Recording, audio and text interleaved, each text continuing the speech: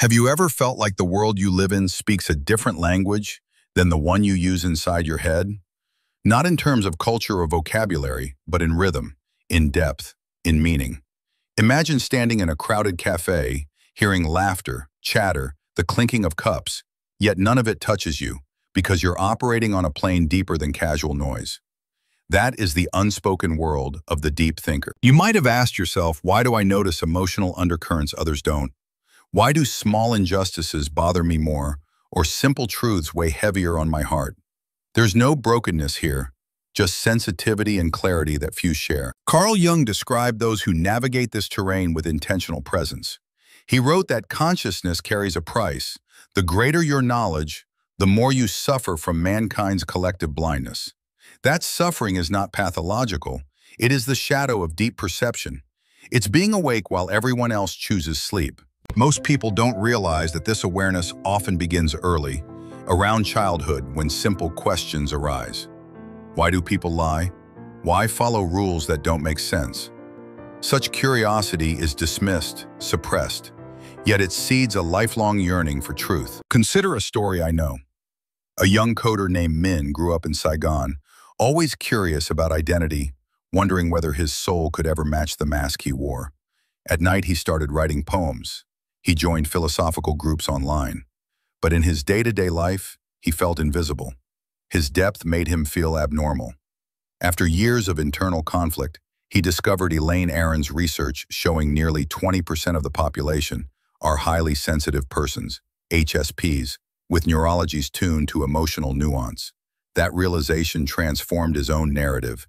He wasn't broken. He was wired differently. This neurological reality means deep thinkers don't just process information differently, they feel differently. Emotions are not events to analyze, they are rivers to navigate. This trait can become overwhelming, like walking through a storm that others can't feel. Over time, deep thinkers often become the listeners, the anchors, the therapists for others. You absorb tension in a room no one else notices. You feel exhaustion that comes from carrying others' burdens while carrying your own. Many develop a mask or persona to survive. You smile at shallow jokes you don't find funny. You nod even when your spirit resists. This mask is not deceit, it is adaptation. But over time, it becomes exhausting. A phenomenon psychologists call masking fatigue sets in. You feel invisible not because people don't see you, but because they only ever see the mask. Liberation often comes in solitude, the only place you can let the mask down and truly breathe. Yet solitude is not enough. Jung would say solitude without meaning becomes isolation. The deep thinker must transition from loneliness to solemn reflection. This is where transformation occurs, and here is the turning point: individuation. The journey Jung described as becoming one's true self. Individuation is not passive, it is revolutionary. To live authentically in a world built on conformity is to create ripples. One ripple, a conversation that matters. Another ripple, a life lived with integrity. Let me introduce another real-life example. Mai, a social worker in Hanoi, felt emotionally drained daily. She absorbed survivors' trauma until she felt numb. Therapy helped, but what shifted everything was teaching emotional boundaries and creating safe space zones. She started a small support circle of other HSP caregivers. They shared feelings, resources, relief.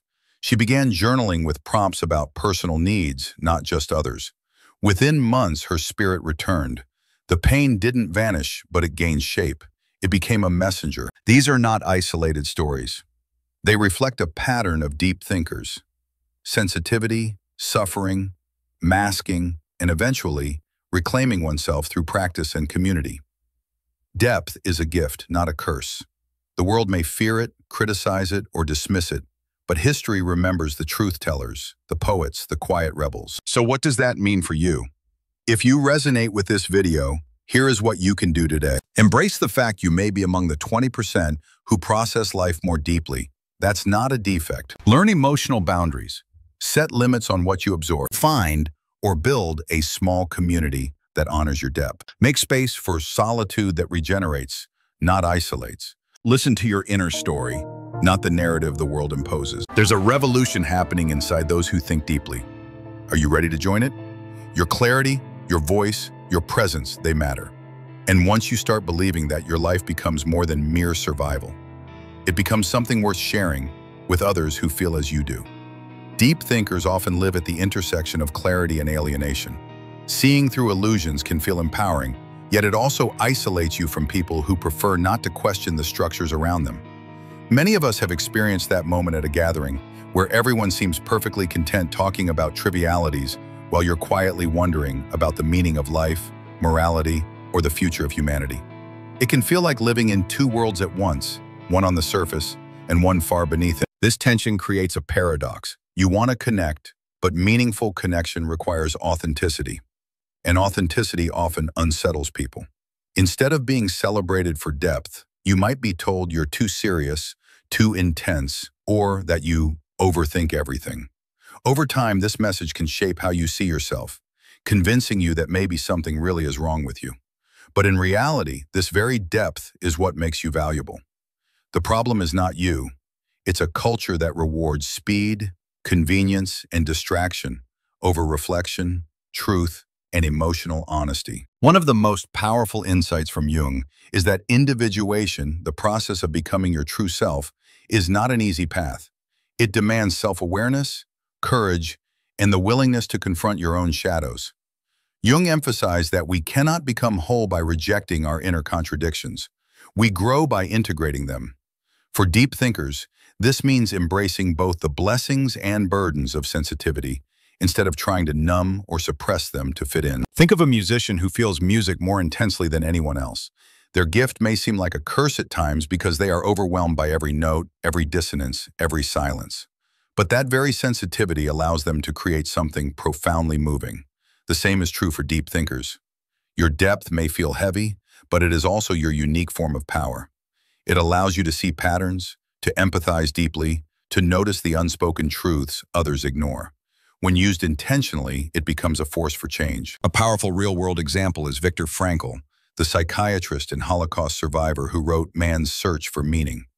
Despite unimaginable suffering, he observed that those who found purpose, even in pain, were more likely to survive. His insights have inspired millions to view suffering not as something to escape, but as something that can shape meaning. Frankl's story illustrates that deep thinking isn't about abstract theories. It's about transforming the way we live and relate to the world, even in the darkest circumstances. But how do we thrive as deep thinkers in a world that often doesn't understand us? The answer lies in three crucial practices: setting boundaries, cultivating solitude, and finding kindred spirits. Boundaries are essential. Without them, empathy turns into exhaustion. A teacher named Lon once shared how she constantly carried her students' struggles home, unable to disconnect emotionally. It wasn't until she learned to pause and ask, "Is this my responsibility to carry?" that she began reclaiming her peace. Boundaries are not walls. They are doors that you control, deciding who and what gets to enter your inner world. Solitude, too, is vital, but not as an escape. True solitude is intentional. It's the space where you can listen to your inner voice, explore your thoughts, and recharge your spirit. Poets, philosophers, and creators throughout history have retreated into solitude, not because they hated the world, but because they needed quiet to create something meaningful for it. Without that quiet, they could not hear the whispers of their own soul. Finally, seek out those who see you fully. Connection doesn't require a crowd. It requires authenticity. Even one friend who truly understands your inner world can make a profound difference. Communities of depth do exist. They may be harder to find, but they are out there. In book clubs, online forums, small discussion groups, and even in unexpected conversations with strangers who value authenticity over appearances. When you begin living this way, something changes. You start to see that your depth is not just for you, it's for others too. The way you think, feel, and act becomes a quiet invitation for others to do the same. Without even realizing it, you start to lead, not through authority, but through example. You remind others that there is another way to live, one that is slower, more honest, and infinitely more meaningful. Science reveals that part of what makes a deep thinker lies in their biology. Research by psychologist Elaine Aron has shown that about 20% of people are born as highly sensitive persons, or HSPs. These individuals process information deeply and are far more attuned to subtle emotional and sensory cues. Their nervous systems are more reactive, meaning they experience the world with heightened intensity. Colors feel richer, emotions cut deeper, and social dynamics are more overwhelming. But what does this mean in daily life? Imagine a classroom full of students. The average child might notice the teacher's words in the main instructions. Meanwhile, the sensitive child picks up on the teacher's tone, the look of frustration in a classmate's eyes, and the faint tension in the room after someone made a mistake. They're not just hearing, they're absorbing. This gift of sensitivity can lead to extraordinary empathy. Many therapists, artists, writers, and visionaries owe their creativity to their ability to perceive what others miss. Think of someone like Vincent van Gogh, whose paintings radiate emotion so powerfully because he felt life so intensely. But this same sensitivity also makes life harder. Science reveals that part of what makes a deep thinker lies in their biology. Research by psychologist Elaine Aron has shown that about 20% of people are born as highly sensitive persons, or HSPs. These individuals process information deeply and are far more attuned to subtle emotional and sensory cues. Their nervous systems are more reactive, meaning they experience the world with heightened intensity. Colors feel richer, emotions cut deeper, and social dynamics are more overwhelming. But what does this mean in daily life? Imagine a classroom full of students. The average child might notice the teacher's words in the main instructions. Meanwhile, the sensitive child picks up on the teacher's tone, the look of frustration in a classmate's eyes, and the faint tension in the room after someone made a mistake. They're not just hearing, they're absorbing. This gift of sensitivity can lead to extraordinary empathy. Many therapists, artists, writers, and visionaries owe their creativity to their ability to perceive what others miss. Think of someone like Vincent van Gogh, whose paintings radiate emotion so powerfully because he felt life so intensely. But this same sensitivity also makes life harder. Deep thinkers often become emotionally drained in environments that reward speed and superficiality. Modern workplaces, with constant deadlines and shallow interactions, can feel suffocating. I once met a woman named Sarah, a brilliant graphic designer. She told me that after long team meetings, she would come home utterly exhausted, not because of the work itself, but because she felt every unspoken tension, every hint of conflict, every undercurrent of frustration in the room. Her brain processed all of it, leaving her mentally and emotionally fatigued. This isn't weakness, it's the price of deep processing. The world praises extroverted efficiency, but often punishes depth. HSPs are frequently told, "You're too sensitive," or "Stop overthinking." Yet this sensitivity is not a flaw, it's a trait that evolved to help societies detect danger, empathize with others, and make wise decisions. Psychiatrist Judith Orloff describes sensitive individuals as emotional sponges. They absorb others' feelings without realizing it. A friend might call them to vent, and by the end of the call, the deep thinker feels as if they've carried that emotional burden themselves. Over time, they become the therapist friend, the one everyone confides in. This role can be fulfilling but also lonely. Many HSPs report feeling invisible, not because no one sees them, but because few truly understand how much they carry. They are praised for being good listeners, yet rarely does anyone ask, "But how are you, really?" If you resonate with this, know that you are not alone. There is nothing wrong with having a rich inner life and feeling deeply. In fact, history's greatest thinkers, Carl Jung, Soren Kierkegaard, Virginia Woolf, were all highly sensitive souls who turned their depth into wisdom for the world. But sensitivity without boundaries can lead to burnout. Deep thinkers must learn to protect their inner world. Sarah, the designer I mentioned earlier, eventually created a simple rule. After a long day, she would spend 30 minutes alone. No phone, no conversations, just a reset. This small act of solitude became her way of reclaiming her energy. The truth is, your sensitivity is not your enemy. It is your superpower. But like any power, it requires skill. Learning to say no, creating emotional boundaries, and finding solitude are not signs of weakness. They are acts of self-respect. Over time, many deep thinkers develop a kind of social mask as a survival mechanism. Jung called this mask the persona. the version of ourselves we show the world to fit in, to avoid conflict, and to stay safe. It's not necessarily a lie, it's a strategy. Maybe you've laughed at jokes you didn't find funny, smiled through conversations that bored you, or stayed quiet when you wanted to speak up.